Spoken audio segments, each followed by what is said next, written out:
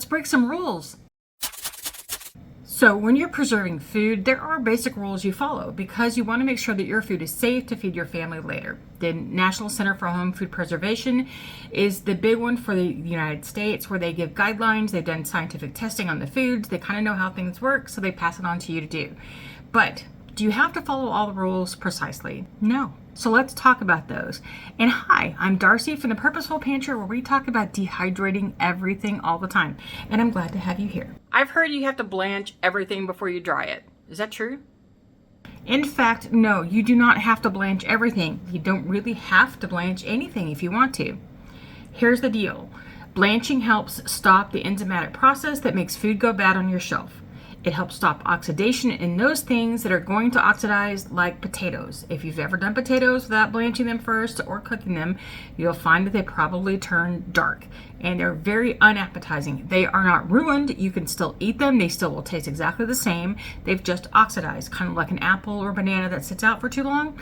So those things are recommended to blanch beforehand because you will have longer shelf life on the shelf.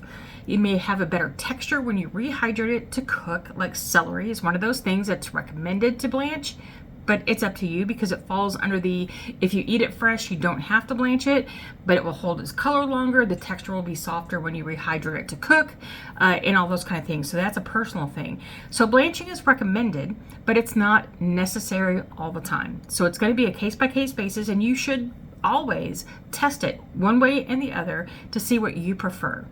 And I will have a link down below to a blanching post that you can get a chart of all the things to blanch and how long to do it, all those kind of things to make it helpful for you. I don't have oxygen absorbers. I didn't put one in here. I didn't seal this. Is it going to be safe? Did I ruin everything? In fact, no. Whether you have this handheld vacuum sealer, that you have a food saver, that you use oxygen absorbers, that you use moisture absorbers, it's not necessary to seal anything for dehydration because the jar that you're putting your food into should be airtight, which means no air can come in and out. So you're not going to have the issue of things going bad because of oxygen or moisture. Now, what I do recommend is using moisture absorbers in things to help control any moisture when you're opening and closing your jar that gets reintroduced every time you do that. Now, can vacuum sealing or using an oxygen absorber help over long term? It can help. It can help store better, but it's not necessary. So if you can't do it, then it's okay. You know, it's one of those things that don't, because your jar should be airtight, should be all you need. Why do I see recipes that call for oil on chips? I thought you can't dry fats. Okay, there is a rule about not using fats in dehydrating because fats can oxidize much like some fruits and vegetables can, but that oxidation does affect the taste of your food, it affects the texture of your food, and it can affect your health over time if you eat too much of it. Oxidation in proteins and fat, they kind of work hand in hand. It's the fat that does it. Is what makes your flour have this weird aftertaste when you cook with it, and it's because you've had it too long and it's gone bad, or you can smell it and it's gone bad. That is the smell of fat oxidation. So you can dehydrate things with fats, but know that the reliable shelf life, there isn't one. It's going to be your mileage will vary completely because it'll depend on your temperature, how much fat was in your food, and all those kind of things. Now, you can do things like vegetable chips. You can spray some oil on them to help them have a little more flavor, to help seasonings stick to them, especially if they're like some things that don't stick well. But those things won't be for long-term storage. Those things will be for short-term snacking and those kind of things. If you want long-term storage with things that are high in fat, jerky is one, unless you've cured it. Then you've got any kind of meats, those kind of things. The best optimal storage is going to be in the freezer for long term if you want to make sure they stay good. That doesn't mean you can't take them out for a short term time, like if you're going on a hiking or a camping trip, they'll be fine in that amount of time. But what you don't want to do is plan on having them on your shelf for 1 or 2 years and think that they're going to be fine, because that's probably not going to be the case. Is it true that I can't adjust the temperature on my dehydrator at all? Do I have to use the temperature that they say? Approved temperatures are there as a recommendation because they've tested it to say for the best nutrient retention and the best texture, these are the temperatures that we think that work the best. However, dropping the temperature for anything except for proteins that you need to keep the higher temperature to keep safe, means that you can have more nutrients saved, because vitamins A and C are lost pretty soon into the dehydrating process because of the heat. And if you keep everything below 115F, you will retain all of those nutrients. All of them will be retained. The lower, the more. But know that that's going to take longer to dry. And in some cases, it can help promote mold growth if you have a machine that's not very powerful. And so having that lower temperature, and it's going to take forever to dry on some things that are very wet, like tomatoes, may develop mold because there's just not enough air movement. There's not enough heat to prohibit that mold growth, and they're not going to get done in time. And so you may be on day 4 of something and you notice that mold grows. That happens occasionally. It's really rare. And it is the drawback of doing lower temperatures. It means it's going to take longer to do, but you're retaining more nutrients that way. So it's up to you what you want to do. Now, can you go higher? Sure, you can go higher to get it done faster. You have to watch for the fact that you're going to lose all of your A and C, and you're going to get that other places, so it's okay. You have to worry about case hardening with things like berries or things that are enclosed or very dense, like maybe sweet potato chunks or something like that. Case hardening is where the outside gets dried so fast that the inside doesn't have a way to let the moisture escape. Because it's just blocked off by this hardened shell on the outside. So what there is, you should be cutting the skin somehow by blanching, boiling. Well, boiling and blanching are the same thing, Darcy. Freezing, cutting, poking at them. You need to open that skin to let the moisture out. But drying things too high, too fast can sometimes encourage case hardening. So know that on either side, there's a reason why the recommended temperatures might not say that, but you can do that if that's what you want to do in your home. My manual says that my dehydrated foods will only last for a month. What's up with that? Okay, the National Center for Home Food Preservation recommend that dehydrated foods are good from 12 to 18 months for optimal storage. Optimal storage doesn't mean it's the only way you can ever do it. Things like fruits don't have as long of a shelf life as vegetables. They tend to go kind of lose their texture, and they will lose a lot of their nutrients over time faster than vegetables will. And it will always depend on the heat of your pantry, how much light you allow in your pantry or wherever you're storing your food. If you're storing them in airtight containers, air permeable containers like Ziploc bags, or jars that aren't completely airtight, it will be affected by how dry you got your food in the first place. All of those kind of things can affect shelf life. Typically, you're going to get 1 to 2 years in fruits. On the shorter side is what I would recommend that you rotate through. You can get 5, 8, 10 years on some dehydrated vegetables. The thing is, over time, you may start losing nutrients, and you may start losing a texture that is pleasant when you rehydrate them. So you'd want to definitely put them into something else that you can't taste. So what you really need to do is just test every once in a while. Open something up, take it out, test it, and make notes in your journal, whatever kind of journal that you keep. I happen to know this really cool one.